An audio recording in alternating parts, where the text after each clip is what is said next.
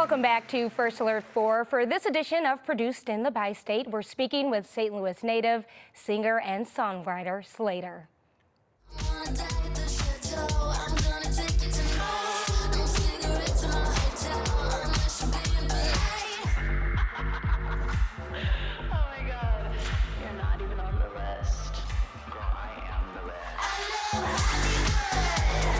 After first breaking out in the music scene back in 2018, Slayyyter has been making waves and helping bring further attention to the Lou. We are so glad, Slayyyter, that you are joining us today. Thank you for having me. Yeah. Thank you. Yeah. We have so much to get to, but we're going to start with the biggest news. Of course, you're currently on tour with Kesha.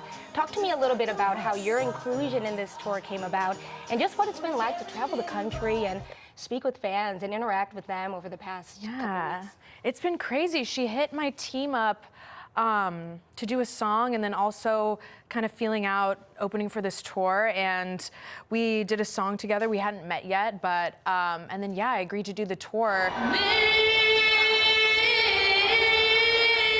And it's just been amazing. It's been really fun. I haven't been on the road in a while, so it's been really fun. And her show is like so amazing and inspiring. So it's been fun seeing her, I guess, every night live. And I feel like she inspired so much of my music, like living here and being in high school and stuff. That was always my go-to on my playlist. So it's been really amazing. Okay, so we want to take it back to your childhood to start here.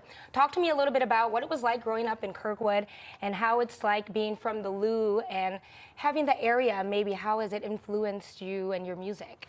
Yeah, it was amazing. I honestly really love St. Louis. I've always felt very proud of my hometown and where I come from. And I think growing up in the suburbs or growing up in a city like St. Louis, it's very, it's real people, real culture, and you kind of digest pop culture and all of those things through the internet. So I was very much an internet kid and spent a lot of time like on Twitter and SoundCloud. And I feel like it kind of like conditions you to keep an eye on what's going on in like Hollywood and like, all of that through the internet. So I became very internet savvy, I guess, and definitely helped with my music down the road. I feel like there's kind of a smaller town mindset of thinking like, oh, no one really like makes it out of here, I guess. But there's so much music that's come out of St. Louis. There's like a lot of artists, a lot of actors and things that have come out of St. Louis. And I never expected to have this happen. I was a hair salon receptionist in Des Peres. So that was like 5 or 6 years ago. And I never thought any of this stuff would happen to me, I guess, but I'm very grateful that it did. Yeah. Well, when you come back, do you have any places that you frequent? Maybe Busch Stadium is one of them. I'm mentioning that for a specific reason. You know, you had the opportunity to make that first pitch at the Cardinals game while you were in town. I did. In heels. I did it in heels. Oh, okay. I did it in heels. It wasn't a bad thing either. Yeah. I was inspired by Mariah Carey because her first pitch, she did it in heels. I love that. Yeah, I love Busch Stadium. Cardinals games my childhood was just going to Cardinals games growing up. Food-wise, I feel like if we're like in the fast food territory, excited to get some Lion's Choice at some point. Emo's Pizza, classic. I love is it Joya's Deli? Like the sandwiches, that's really great. And I love the Loop. I love Gramophone, all those bars.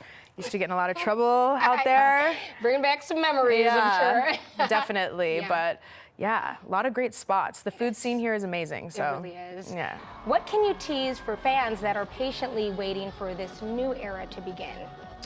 Honestly, I feel all my new music touches on nostalgia without borrowing too heavily from the past, but I've been really inspired by music I used to listen to on my iPod, sitting at home or, being in high school and kind of feeling not super included in like social scenes. I was always very introverted and kept to myself, and music was always such an inspiration for me. So all the new music is very reminiscent of things during my teen years and like my high school years that I would listen to on Tumblr and find on the internet. And I feel like there's kind of an electro-punk overall vibe moving forward that has been really fun to play with. It's very different from like, the bubblegum pop princess Pink vibes from the past, but I think I always try to create from a place of what I want to listen to.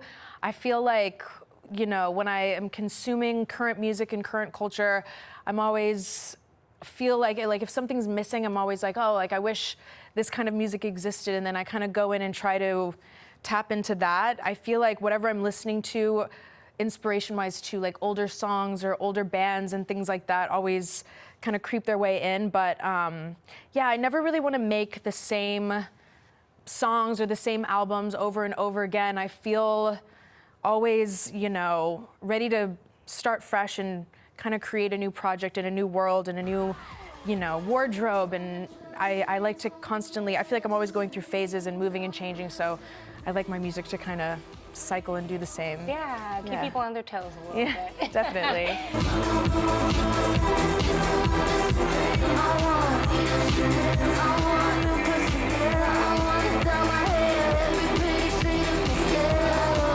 I'm not just saying it because it's new, but I have a song that I've made for this next album called Beat Up Chanel's.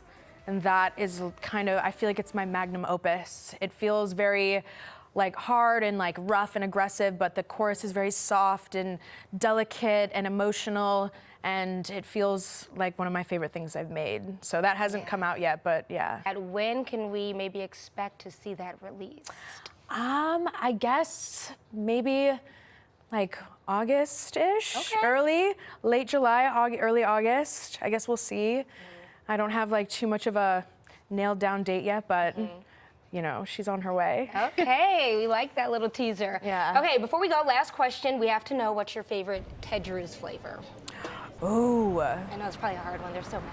I feel like not even just me, my whole family is like peanut butter concrete ice cream. We always would get like the peanut butter, like chocolate ice cream. So I feel like a concrete with like peanut butter and chocolate, probably. You can't go wrong with that. That's Yeah. a good one. I also just like the classic like chocolate or strawberry. Yeah. Yeah. Can't go wrong. Ted Drewes, you can't go wrong with Yeah. anything, honestly, there. I love it. Yes. Well, thank you so much for your time and chatting with me today. It really has been a pleasure. Thank you so much. Yeah. Thank you for having me. Thank you. And to see more of our segment produced in the Bi-State, you can visit firstalert4.com.